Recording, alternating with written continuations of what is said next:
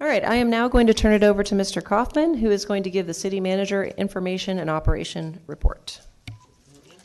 It's my privilege to be able to bring some information to you, but I'm going to have different leaders within our organization provide information on the respective bullet points. So at this point, I would like to turn it over to Chief Mitch Galvan to talk about the police facility construction project. It's coming along very nice, and I thought it'd be good to hear a little bit from him for y'all tonight.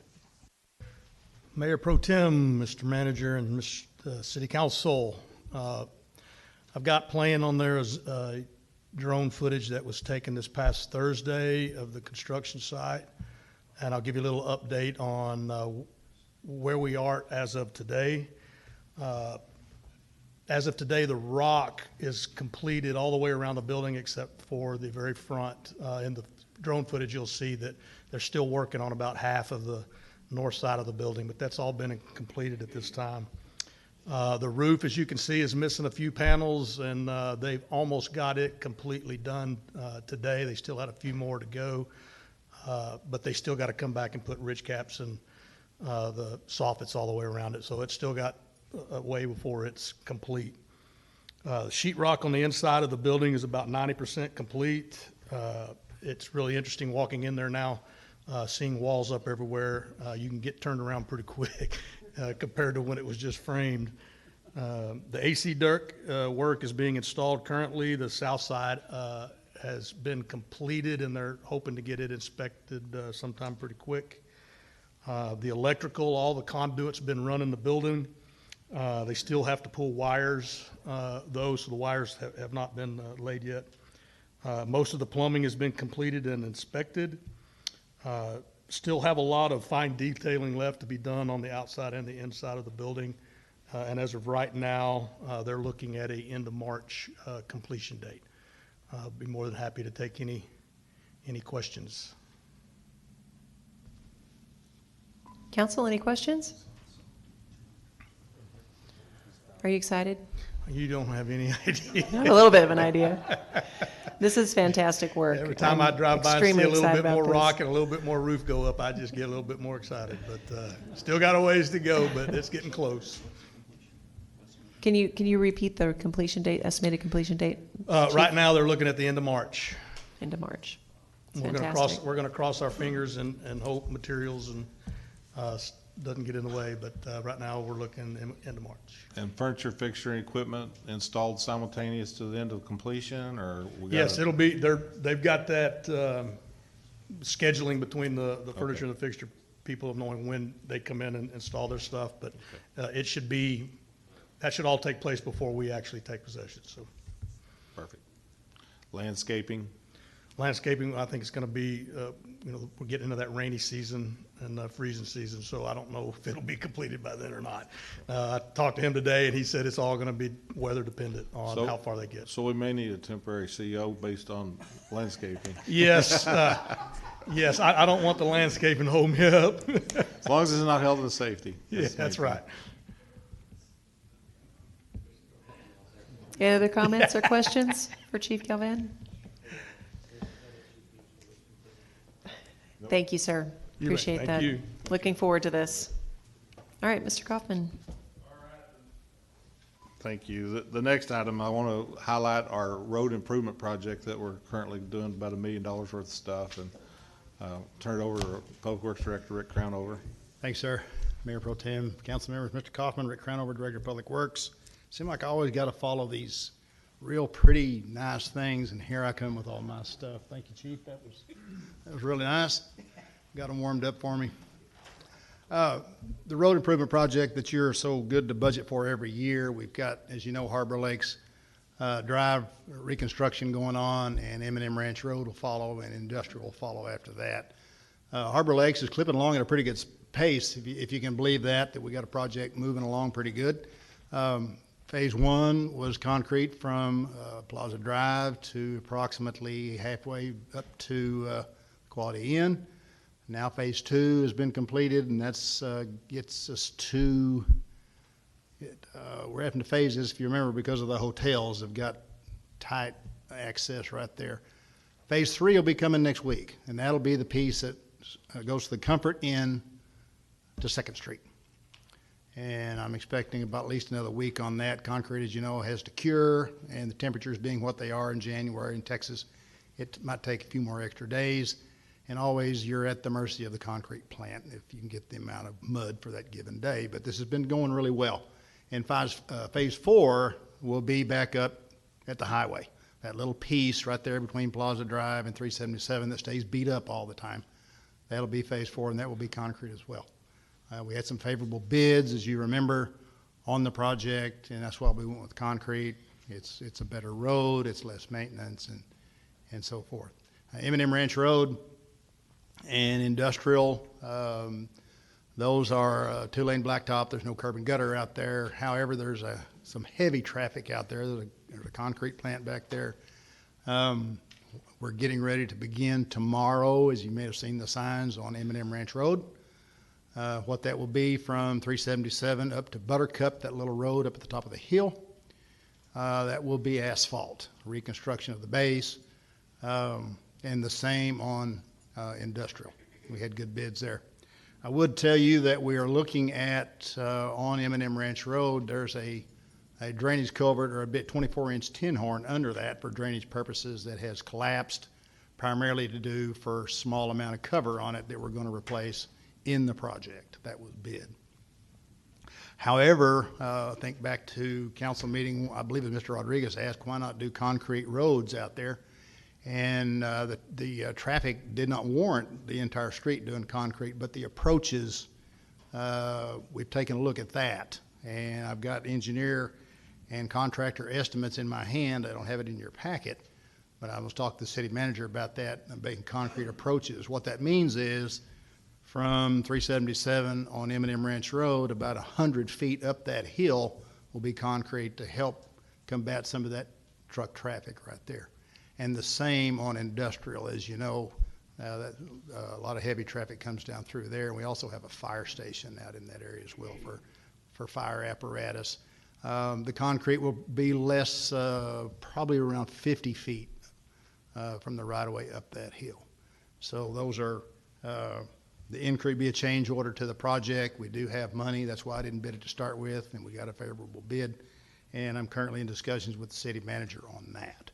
And so, good project this year, expecting good things, expecting some good roads for our citizens, especially Harbor Lakes. And those probably, I'm not going to don't like to stick my neck out on projects, as you know, but maybe another 6 weeks on Harbor Lakes, and maybe we'll get that open back up, I hope. So it depends on the piece up by the highway, what we find there when we get into it as time goes. But so far, so good. Chris also mentioned with the arrival of our new street superintendent, David Carvalho. David is a Hawaiian by birth, and he comes to us from California. He worked in Tehachapi, California, in public works and on the street department, and he's been involved in a lot of the maintenance issues that we've had ongoing around town, and he's doing a really good job for us. You may have noticed, some of you that travel down Water's Edge, we've smoothed that out down in front of the wastewater treatment plant. You know, you have a lot of road cuts when you have a lot of construction on city streets. We don't like that, but there's not much we can do about it. And sometimes they don't get put back like they should. And so David has replaced some concrete panels down there in Water's Edge and smoothed it out for everybody. And we're going around, there's a lot of curb and gutter work around Water's Edge, around that area. A lot of that subdivision was not put into good specs. A lot of the ADA ramps, we've replaced a lot of those, and so forth. So we're doing a good job there. It's crack sealing time of year as well. And so we've got some sidewalks we're also replacing. Hope to do some more work in that area and some of the older parts of town. So again, we're still moving on the 7-year plan that council passed for street improvement projects, and I may have to deviate that next year. I've got a couple of streets that really need some attention that are borderline failing at this time. And we can discuss that at a later date. Be happy to answer any questions about the road improvement project before I move on. I would just like to add to that I'll be bringing a change order to the next council meeting to consider that concrete addition there on the M&M Ranch Road. Thank you, sir. Industrial. So he's got the numbers. I just thought we needed to talk about it. But anyway, that's kind of where we're at on the road project. Any questions? Thank you, Mr. Crownover. Yes, ma'am. Council, any questions? Mayor Pro Tem, Mr. Rodriguez. Thank you. I felt like I was heard for that concrete. Appreciate that compliment. The one thing that I'm concerned about on Harbor Lakes is that intersection that you said between Plaza Drive and 377. I just want you to take in consideration that if we can make something, maybe some visible signs that says "Do not block intersection," and take that in consideration. Maybe there is something there. Maybe it's not as visible as some may seem it needs to be, but that intersection constantly gets blocked by several different directions of lane.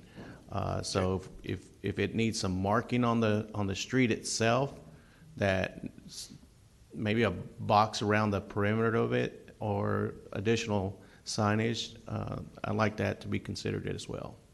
Will do. Surely there's some AASHTO standards for something like that we need to follow there. I know we have signage, but you're right, they just block it. Maybe we'll get the police sit over there, they'll write some tickets, I don't know. That'd be good. Okay. They can write warnings all day long, I know that. They're good at taking care of business. Let's see, while I got you up there, why don't you talk about the drainage issues that we've been addressing throughout the public. They're kind of organic, and we've got a whole list of them, and some of the council may or may not know about all of them, so it'd be good just to brief them on all that you've been working on. Be glad to. As most everybody knows, it rains pretty hard in spring here, and we get 12 inches of rain in a short amount of time, and we get some flash floods, and some people's property gets damaged. And our city engineer, Joanne Cammon, and who also doubles as a floodplain manager, has been working with a consultant about some of these areas due to these unusual weather patterns and some runoff and damage to their property. Area 1, Tahiti Drive, this is over there behind Woods Furniture.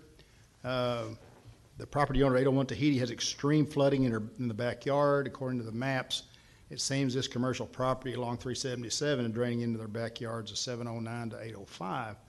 This drainage needs to be picked up by a flume along the back of the commercial property, put into underground storm drain of some kind, and conveyed to the front of the property using the TxDOT drainage ditches. We're still trying to get plans and specs from TxDOT. This will also take, we'll have to get an easement on private property to get this done, so that we don't have it this time. So we're working on that's one project. There's some estimated costs associated with this, construction costs with this project, about $130,000. Brazos Harbor, Area 2, is located downstream of approximately 55-acre drainage area located north of the Fort Worth and Western Railroad, as you're familiar with. This area drains to the south, culverts under the railroad, and follows ditches to Brazos Harbor. The ditches run along the north and east edges of the neighborhood before entering Brazos Harbor. The flows across Brazos Harbor Drive and then, of course, discharge into the lake. The existing ditches need to be rehabilitated to keep the flows in the ditches. There are several 90-degree bends which require riprap and address to stop the erosion. We can realign that ditch in several areas to increase the flow and to better accommodate flows. This is right between the railroad tracks and the northeast corner of Brazos Harbor. Estimated cost $50,000. South Baker Street. This is just right off of Pearl, 320 South Baker Street. There's a drainage ditch west of South Baker and Torrey. Experienced severe erosion impacting local property owners. The erosion is due to water turbulence, result of the transition from open ditch to box culverts. The decreased cross-sectional area of the boxes, which is sufficient to handle the flows and the grade changes of the channel, slows velocity of the water, causes pooling at the culvert entrances.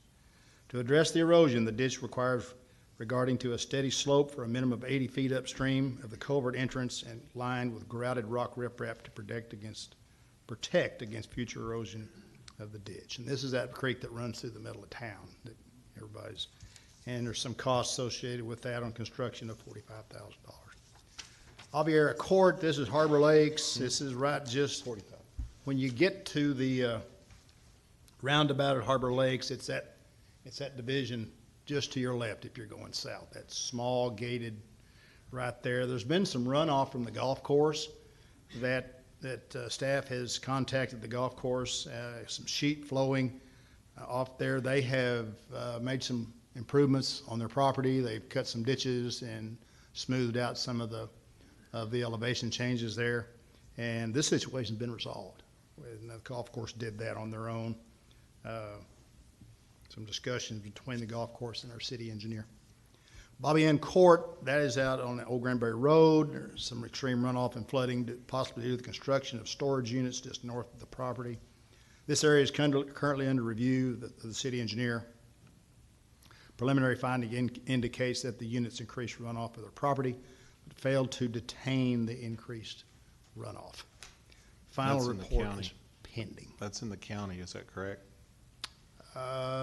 Didn't think it was. The storage units are in the county? Oh, the storage units. So we're gonna need to work with Right. the county to resolve that. Right. Okay. Sardius Boulevard, that's Gemstone.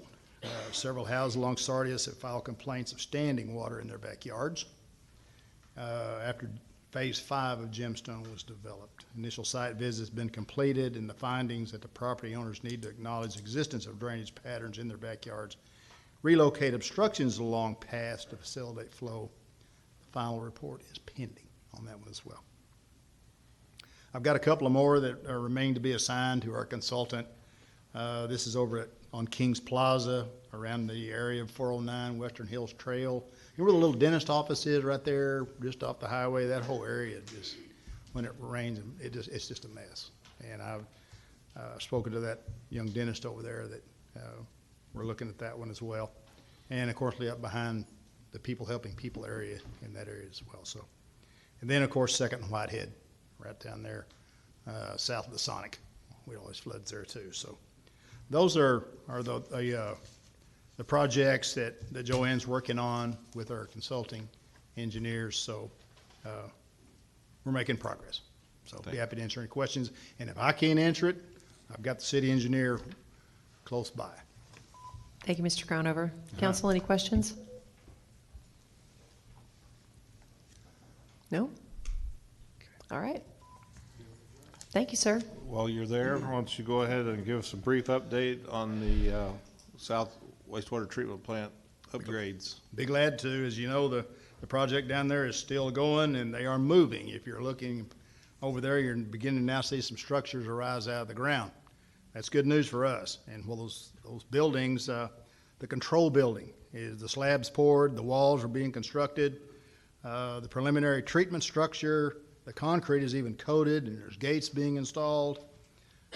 The influent lift station, the precast vaults are being installed. And I realize some of this may be Greek to some of you, but it's the only way I can describe this. The MBR structure, which is the one we've hang our hat on, is the new technology. It's kind of like reverse osmosis filters. That structure is completed and coated, and we are waiting on the arrival of the cassettes. And those cassettes are those filters that go in those. That's the technology that's above and beyond what everybody's used to. So we're waiting on that. There's always a lot of underground going on out there. There's electrical going every which way. It looks like a mass confusion underground and above ground. And there's a big 16-inch pipe in the what I call just inside the gate in the front yard that comes in that pumps the air into those MBRs to keep that smell down. And so that's being worked on right now. It's called an equalization line. The dewatering building, they're demoing the old building and existing building walls to tie into the existing one. You may have seen there's a new canopy on the south side for the dumpsters and some of the sludge to be hauled off. And I think I touched on the electrical going all over the place. So I had a few pictures, but most of the time you're going to see pictures. It looks like a shell of a building, and it ain't going to show you much. But I assure you they're moving. The startup date was originally around Labor Day of this year. Somebody mentioned a while ago, due to delays in material acquisitions, that's been pushed back a couple of months. So I'm hoping for around November we get that plant up and running. That will be by no means when we get grass planted and when they hand me the keys to it. But I figure sometime in November I think we'll be starting up the new wastewater treatment plant. So we're moving, and we've had a couple of interruptions down there, but we've had everything's up above ground now, and as you know, it's been a tight footprint, and so when you have a tight footprint like that and you're trying to keep your plant running, it can be problematic, and we've had that. We've worked through that with the contractor. The contractor has made good on those service interruptions, both electrical and wastewater. I'm happy to report, and so we've got a good relationships and continue going forward. So that's really all I have. I'll be happy to answer any questions you may have. Again, as always, I'll be glad to give anybody a tour of the plant. Call me, and we'll set that up at your convenience, afternoon, mornings, whatever you need. Thank you. Thank you, sir. Council, any questions? Mayor Pro Tem, Mr. Bale? I just had a couple questions. Thank you for the tours, Rick. I've Sure. had 2 over there. Been very informative. The material that comes into the plant today that's along the fence, that's got the dumpster with the liner in it, is that, I was trying to refresh my memory, is that going to get moved to the middle of Yes. the property where that building is going in today? Okay. We're just storing stuff any place we can get it. Okay, but all that inflow is going to be moved to the middle of the building, is Yeah. that right? Okay. Yeah. Because Yeah, that when will you- take, When that inflow comes in, it'll take a left. okay. I mean, we walk that path almost every day, and, Yep. I had an issue occasionally, but nothing of any significance for a long, long time. And I know when that gets moved over there, that should mitigate any remaining issue Yes, that sir. we have there, so, okay, thank you. We have a tour tomorrow, scheduled tomorrow afternoon, as a matter of fact, so. Okay, thanks. Uh-huh. Any other questions or comments? All right. Thanks, Rick. Thank you. My next bulleted item is the Hood County Clean Air Coalition, and they've got a new plan, and I wanted to announce how it's working. As you may remember, historically, we received funding straight from TCQ for the Clean Air Coalition. Well, in this last legislative session, they changed that, and they regionalized it through the Council of Government, and it's Hood County plus Hunt County. So there was no way that Michelle could work Hunt County too. So the Council of Government has delegated a person to be over both of those counties, in which we continue to do what we're doing here, and Hunt County will be able to gather services, shared services through our contracts and things like that, but it'll be coordinated through the Council of Government. I'm proud to announce that the county again participated with that program. It is the Hood County Clean Air Coalition. We're providing cash and like-kind. They're providing cash. Our like-kind is office space and telephone copier, and the money that we contribute is about $25,000. The in-kind is $10,000. The county's contributing about $25,000. So that kind of gets our budget where we need to be. They also have some reserve funds that they're supplementing the salary portion of Michelle with our benefits and what have you. So that's moving forward. I have asked Michelle to come to our next meeting and give y'all an update on the status and some reporting on that. The EPA is planning on lowering the benchmark of what is an attainment level for ozone. We are currently in that attainment status, and if they lower that requirement, then we will probably fall into the non-attainment category. And so this has been an ongoing battle since I got here. So we've got the monitoring system working and reporting that data, and we've also had some studies done throughout the few years to help. But we're trying real hard to keep us in an attainment status so that it'll save, $2 million a year to our residents on their car inspections alone. So it's a big hit for the county if we go non-attainment. Also, it changes your dynamics on economic development as well. So, but anyway, I wanted to let you know I've got her coming to the next meeting.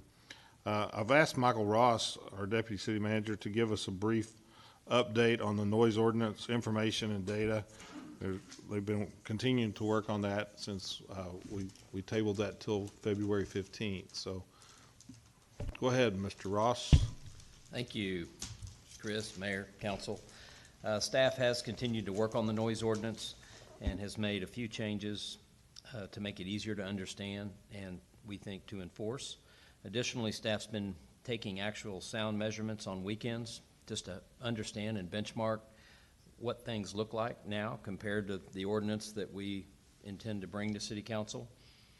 Staff plans to meet with the owners of Silver Saddle and Bob's and HDMA later this week is our goal. And the draft ordinance will be ready to bring back to City Council as requested in February. Happy to answer any questions. Yeah. Thank you, Mr. Ross. Council, any questions? Just one. Mr. Corrigan?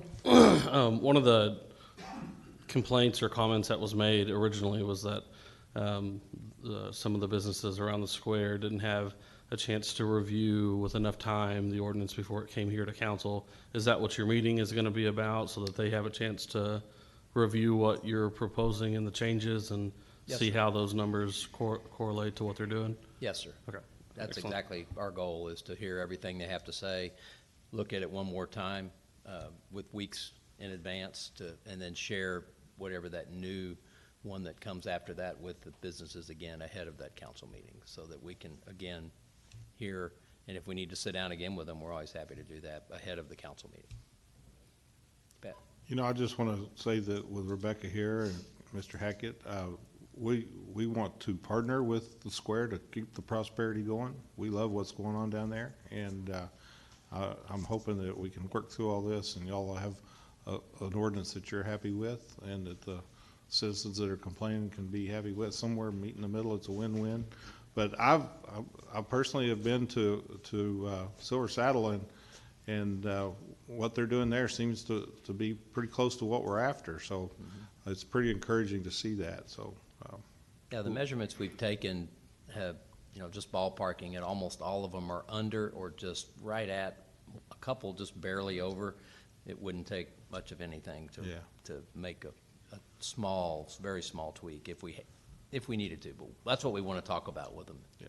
And Well, we look at. appreciate y'all's work on it. Appreciate y'all's involvement and interest and work as well. Appreciate y'all working with us.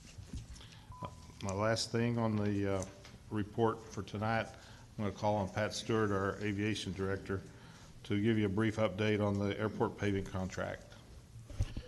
Thank you, Chris. Mayor Pro Tem, Council, Mr. City Manager. Just a quick update on the airport.